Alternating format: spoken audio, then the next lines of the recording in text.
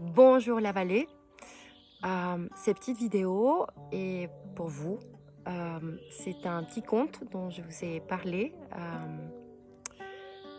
C'est pour remercier mon passage par la Yurte Révon. Dans la guitare, je vous présente Rosa. Voilà. Et bon, j'espère que vous allez aimer. J'ai tenu à vous remercier pour ces passages magnifiques que j'ai eus à la Yurte Révon. Et bon, voilà. C'est un billet moussilien, des Mousils. Et bon. Allez, on y va. Billet moussilien des animaux et leur territoire. L'histoire du récit incomplet que je vais vous transmettre, je l'ai trouvé sur un papier dissimulé entre les peaux des moutons de la yourte de la communauté où j'habite. Je suis Ariel. Je suis née pendant l'été. Mon père, Muriel, m'a donné un nom de lion. Cette année, la 12e pandémie visitait la Terre et au lieu de les numéroter, on avait décidé de mettre l'année des parutions de chacune d'entre elles afin d'éviter des traumatismes à cause de l'accumulation, comme l'indiquaient les derniers rapports de l'OMS en mai 2055. La politique visait prétendument la réduction des pics de suicides des 15 dernières années. J'étais invitée et motivée par plusieurs de mes amis ayant trouvé refuge dans les timides collines de la vallée. Je rebondissais de la ville à la campagne cherchant paix et réconfort. Les papiers froissés se cachaient derrière les parois de la yourte nommée Rébon.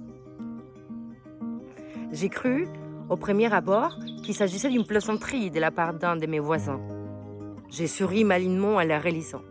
Cette histoire parle de Mademoiselle Renard, bien que la seule indication de son existence soit ce petit billet.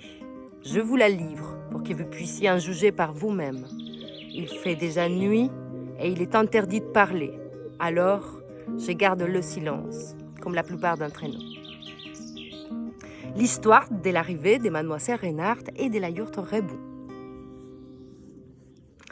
Mademoiselle Renard s'installa dans son yourte proche d'un petit village entre la région du Cher et de la Nièvre, à Ambligny. Les petits terroirs offraient à la manière d'une partie de campagne toutes sortes de soulagements pour la vue et les sens.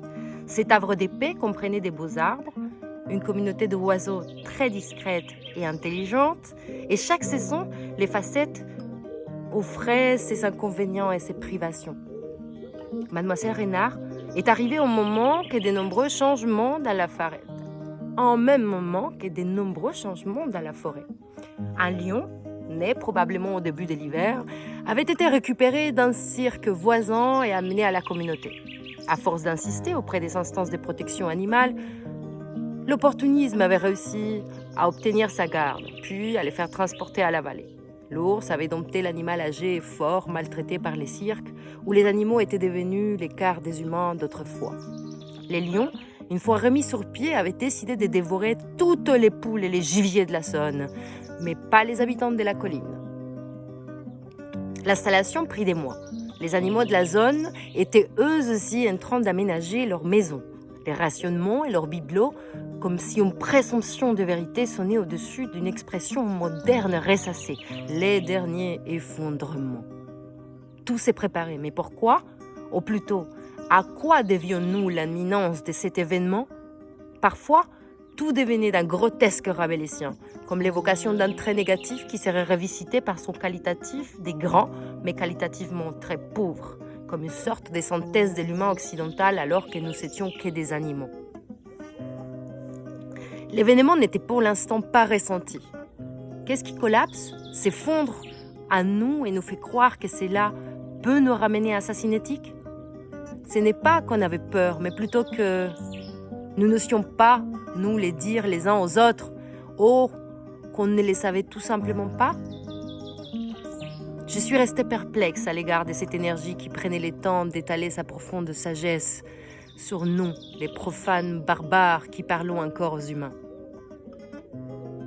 Les papiers rabougris semblaient comprendre des notes disperses, des pensées jetées sans ordre à l'esthétique particulière. Si vous manquez de stimulation, lisez Robert Musil. Voici les paradoxes. Rester interdit face à l'inconnu alors que la promesse de l'amour était d'incarner sa fascination. De la même manière que nous sommes fascinés par l'inconnu. Lorsque nous apprenons une science, la magie disparaît. Très peu de choses échappent à ces douloureuses règles. C'est pourquoi les hommes sont spécialisés dans l'opacité de la connaissance. Le récit est ici malheureusement inachevé.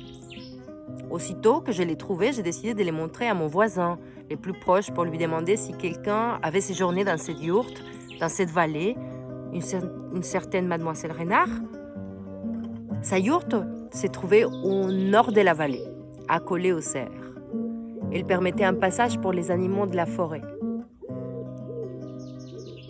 C'est qui aurait pu jadis être qualifiée de suspecte dans les berries, car elle avait dit qu'elle cherchait quelque chose qui n'existe pas et quelqu'un qu'elle n'avait jamais rencontré.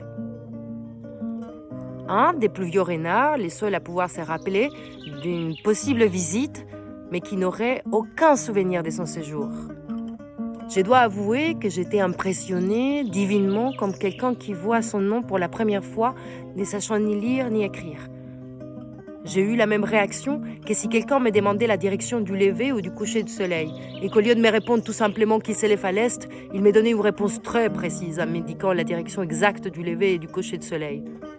Cela résulte plutôt de l'axe de l'inclination de la Terre. J'ai fini la lecture sans comprendre, puis j'ai souri doucement et lentement, comme les chats qui expriment leur fatigue par le biais des caresses. Puis, comme dans un rêve collectif, les jours de son départ, les gens n'ayant pas eu de nouvelles de la dite mademoiselle Renard, un jeudi de réunion, la communauté était venue demander si tout allait bien. J'ai ouvert la porte.